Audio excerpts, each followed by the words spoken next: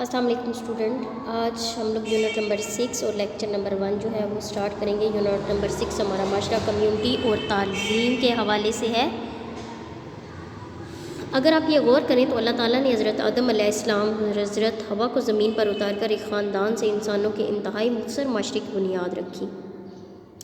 وقت گزرنے کے ساتھ ساتھ بڑے خاندان اور قبیلے جو ہے وہ وجود میں آتے گئے۔ اللہ تعالیٰ نے انسانوں کو ایک بہت اچھی خاصیت عطا کی، اور وہ خاصیت یہ ہے کہ خاندان آپس میں مل جل کر رہنا چاہتے ہیں، لوگ آپس میں مل جل کر رہنا چاہتے ہیں، اور انسانوں کا یہی جو میل جول اور مل جل کر زندگی گزارنے کا طریقہ کار ہے، یہ معاشرے کی بنیاد بنتا ہے۔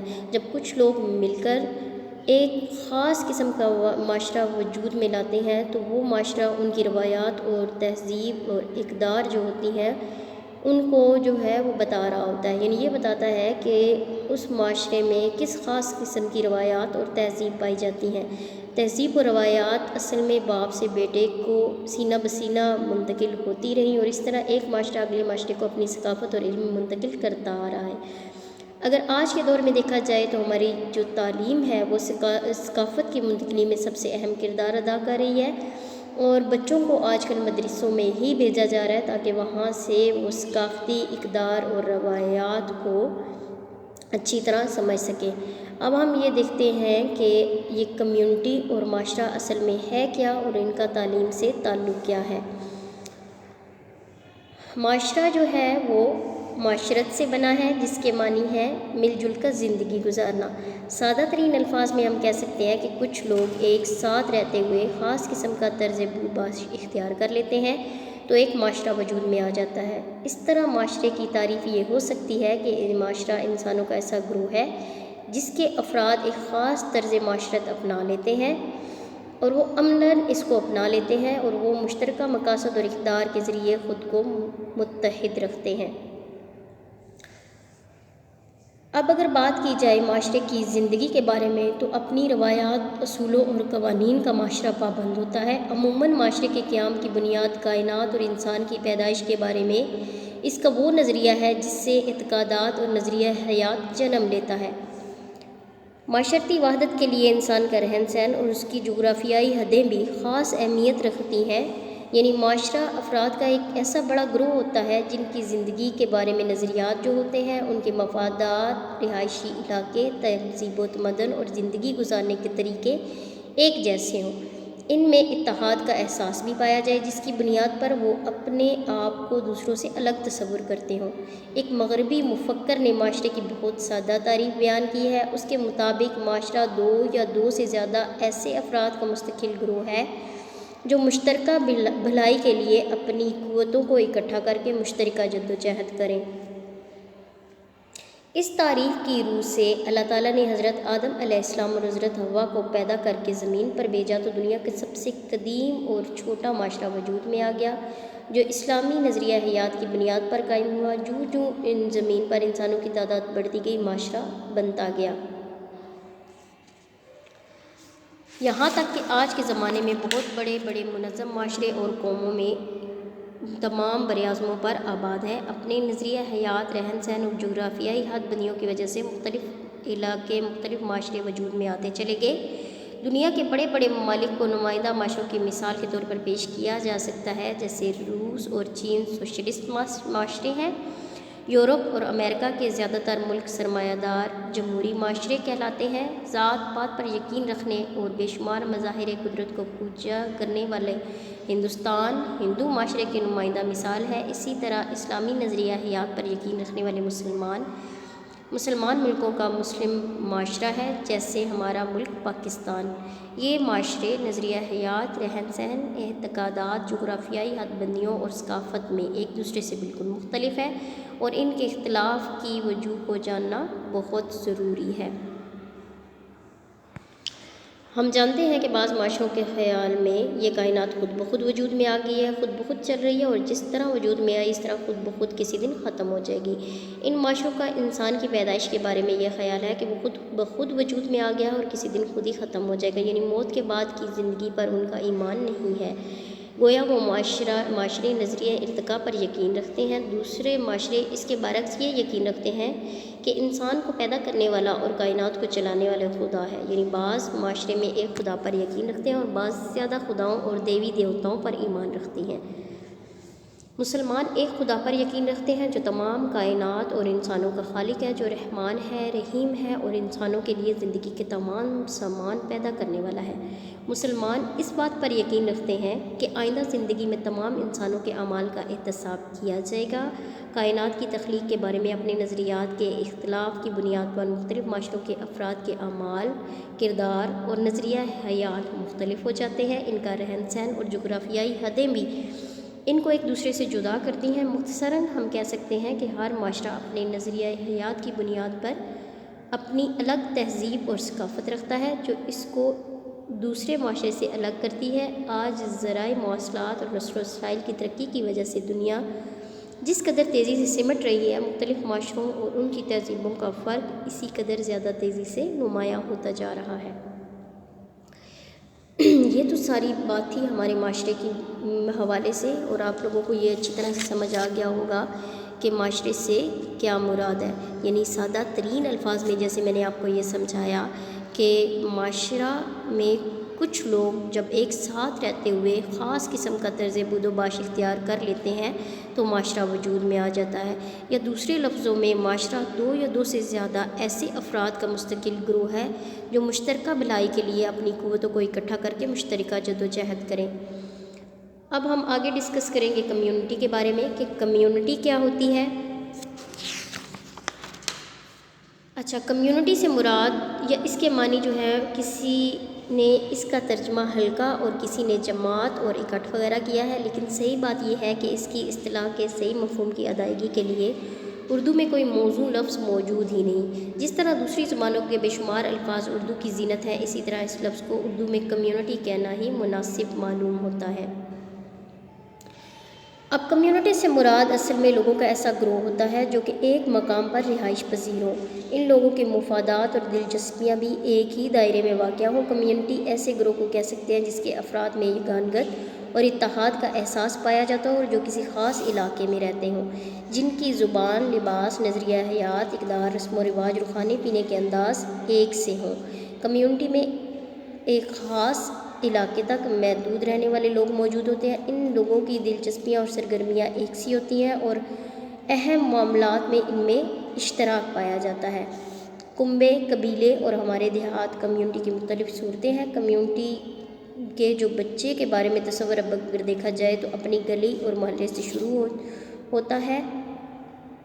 یوں کہا جا سکتا ہے کہ کمیونٹی معاشرتی زندگی کا ایک مخصوص علاقہ ہے جس میں ایک حد تک معاشرتی وحدت اور اشتراکی عمل پایا جاتا ہے، کیونکہ اس کمیونٹی میں رہنے والے جو لوگ ہوتے ہیں ان کے نظریہ حیات، ان کے لباس، ان کے اقدار، ان کے رسم و رواج اور کھانے پینے کے انداز تقریباً ایک جیسے ہوتے ہیں، لہٰذا اس کو ہم معاشرتی وحدت اور اشتراک کے عمل سے منسوب کرتے ہیں۔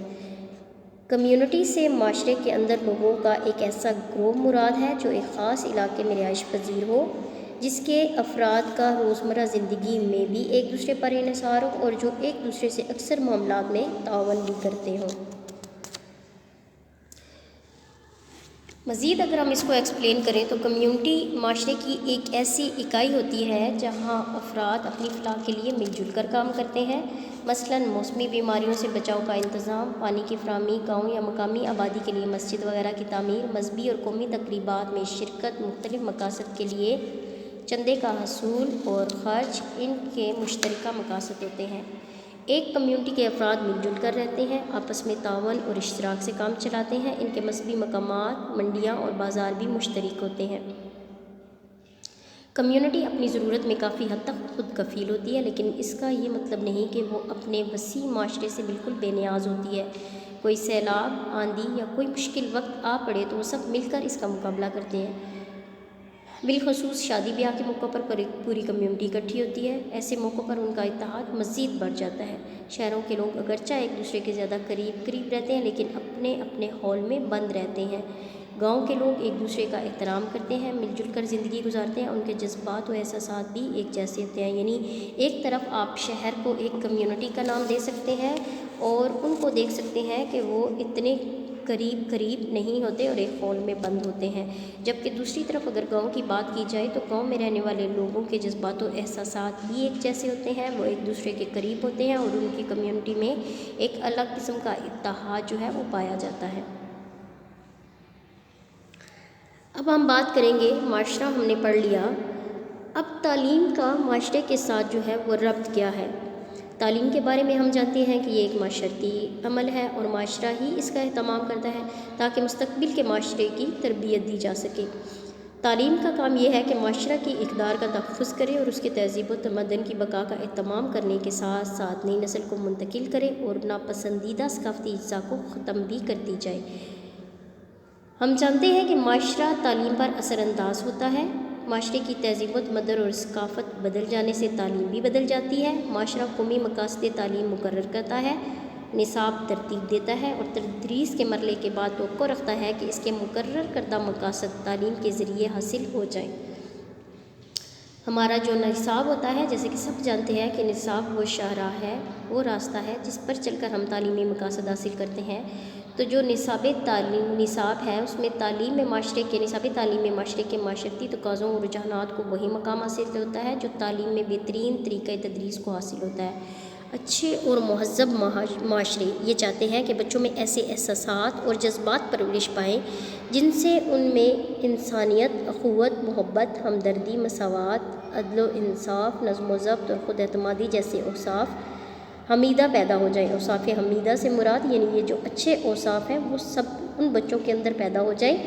ان میں معاشرتی فرائض انجام دینے کی ذمہ داری کا احساس پیدا ہو، ان میں مل جل کر رہنے، اتحاد و تعاون اور ترقی کی خواہش کے ساتھ ساتھ آئندہ کچھ کرنے کا جذبہ پیدا ہو۔ ان سب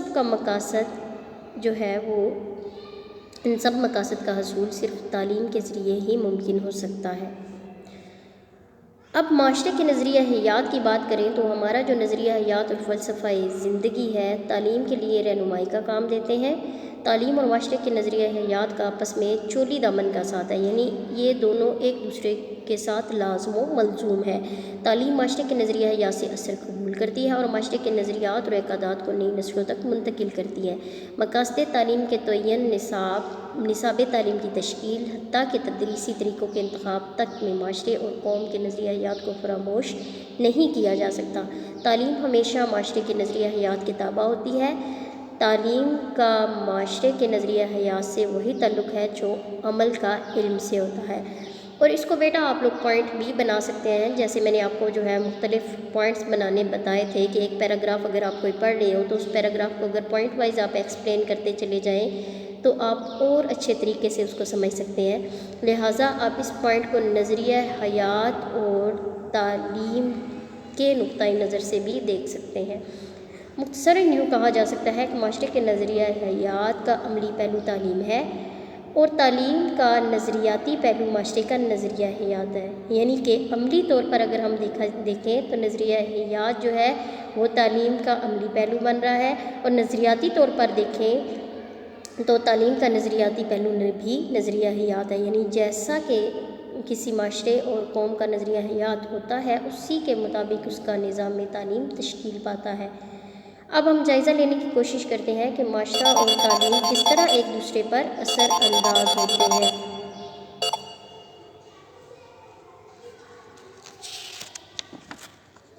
معاشرہ اپنے مخصوص فلسفیانہ نظریات، عقائد، رسم و رواج کی روشنی میں تعلیم کے مقاصد متعین کرتا ہے۔ یونانی فلسفی ارسطو انسان کو اعلیٰ درجے کا حیوان سمجھتا ہے۔ اس کے نزدیک تعلیم کا مقصد اس حیوان کو اعلیٰ درجے کا شہری بنانا ہوتا ہے۔ آج کا مادہ پرست معاشرہ انسان کو اعلیٰ حیوان قرار دیتا ہے جو دوسرے درجے کے حیوانوں سے سوچنے، سمجھنے اور بولنے کی وجہ سے ممتاز حیثیت رکھتا ہے۔ ان کے ہاں تعلیم کا ایک اعلیٰ ترین مقصد انسان کی جسمانی صلاحیتوں کو نشو و نما کے مواقع فراہم کرنا ہے اور اس کی جبلی خواہشات کی تسکین ہے۔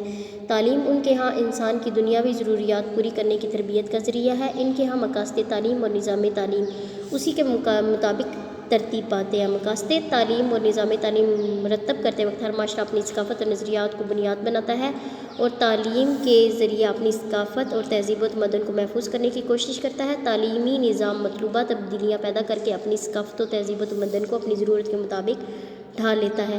تعلیم کے بدل جانے سے معاشرہ بھی بدل جاتا ہے، یعنی معاشرتی تبدیلیاں تعلیم کو بدل دیتی ہیں اور تعلیمی تبدیلیاں معاشرے کی تبدیلی کا باعث بن جاتی ہیں۔ جیسا کسی معاشرے میں کا نظام ہوگا ویسا ہی معاشرہ تشکیل پائے گا، ویسی ہی اس کی تہذیب و ثقافت ہوگی، اور جیسی کسی معاشرے کی تہذیب و ثقافت ہوگی ویسا ہی معاشرہ تشکیل پائے گا۔ سابقہ سوویت یونین میں مقاصد تعلیم طے کرتے وقت اس بات پر زور دیا جاتا تھا کہ تعلیم سے فارغ ہونے والا ایک فرد ایک اچھا اشتراکی شہری ہو۔ نصاب تعلیم بھی اس کے مطابق مرتب کیا جاتا تھا جو اشتراکی فلسفے کو پھیلانے کا باعث بنے۔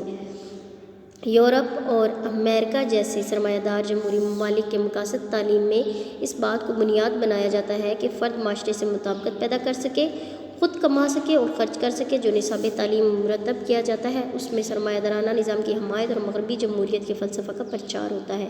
اس کے مقابلے میں اسلامی معاشروں میں علم کے ذرا کائنات کی تخلیق اور خالق کائنات کے بارے میں نظریات جو ہے وہ مختلف ہے۔ لیکن مسلمانوں کا یہ عقیدہ ہے کہ اللہ تعالیٰ نے حضرت آدم علیہ السلام اور حضرت حوا کو زمین پر بھیجنے سے پہلے اشیاء کا استعمال عطا فرمایا۔ دوسرا علم ہدایت کی صورت میں عطا کیا جس کا نظام وحی کے ذریعے قائم کیا گیا۔ اس طرح پہلا انسان براہ راست اللہ تعالیٰ سے ہدایت لے کر دنیا میں آیا۔ معاشرے کی ضروریات کے مطابق علم اور تہذیبی روایات والدین سے اولاد کو سینہ بسینہ منتقل ہوتی رہتی ہیں۔ جہاں معاشرے کی تہذیب و ثقافت میں بگاڑ پیدا ہوتا رہا، اللہ تعالیٰ اس معاشرے کے تعلیمی بگاڑ کو سنوارنے اور لوگوں کی درست سمت میں رہنمائی کے لیے انبیاء بھیجتا رہا جو معاشرے کو صحیح تعلیم سے آگاہ کرتے رہے۔ آخری نبی حضرت محمد صلی اللہ علیہ وآلہ وسلم جن پر آخری وحی بھیج کر اللہ تعالیٰ نے اپنے دین کو مکمل کر دیا۔ اسلامی نظریہ حیات کے مطابق علم کا سرچشمہ اللہ تعالیٰ کی ذات ہے۔ یہ علم قرآن پاک اور حدیث کی شکل میں ہمارے پاس محفوظ ہے، یعنی اگر مسلمان معاشرہ تعلیم کے مقاصد کا سرچشمہ جو ہے وہ دیکھیں تو وہ قرآنی تعلیمات ہی ہیں۔ اسلامی نظریہ حیات کے مطابق تعلیم ایک ایسا عمل ہے جس کے ذریعے انسان کی ہمہ پہلو تربیت کی جاتی ہے اور اس کے کردار کو تعلیم اور تربیت کے ذریعے ایک خاص سانچے میں ڈالا جاتا ہے تاکہ وہ اللہ تعالیٰ کی بنائی ہوئی زمین پر اللہ تعالیٰ کے خلیفہ ہونے کا منصب جو ہے وہ اچھے طریقے سے عطا کر سکے۔ اسلام میں تعلیم کے ذریعے افراد معاشرے کو اس طرح تیار کیا جاتا ہے کہ ان کے ذہنوں میں اللہ تعالیٰ کی بندگی کا تصور پوری طرح واضح اور پختہ ہو جائے۔ اسلامی معاشرے کی تمام کاوشوں اور نظام تعلیم و تربیت کا مرکز مقصد صرف رضا الہی کا حصول ہوتا ہے۔ اسلامی معاشرے کی عملی مثال رسول اللہ صلی اللہ علیہ وسلم کی زندگی ہے۔ آپ صلی اللہ علیہ وسلم نے معاشرے کے ہر فرد کے لیے علم کا حصول فرض قرار دیا۔ معاشرے اور اس کی تعلیم و تربیت کو ایک دوسرے سے اس طرح مربوط کر دیا کہ علم کی روشنی میں ایک مسلمان سے دوسرے نو مسلم اور ایک جگہ سے دوسری جگہ پہنچتی رہی، یہاں تک کہ عرب کا بدو اور غیر متمدن معاشرہ چند ہی برسوں میں تعلیم کے زیر اثر نہ صرف مہذب بلکہ تعلیم اور تہذیب و تمدن میں دنیا کی امامت کا فریضہ ادا کرنے والا معاشرہ بن گیا۔ یعنی معاشرے کی تعلیم و تربیت بدلنے سے معاشرہ بدل گیا اور معاشرے نے دنیا کی تہذیب اور اسلامی تعلیمات کے ذریعے بدل کر رکھ دی۔ آج دنیا کی تہذیب پر مسلمان معاشرے کی تہذیب کے اثرات سب سے زیادہ ہیں۔ اجتماعی نظم و ضبط کے بغیر کوئی معاشرہ قائم نہیں رہ سکتا۔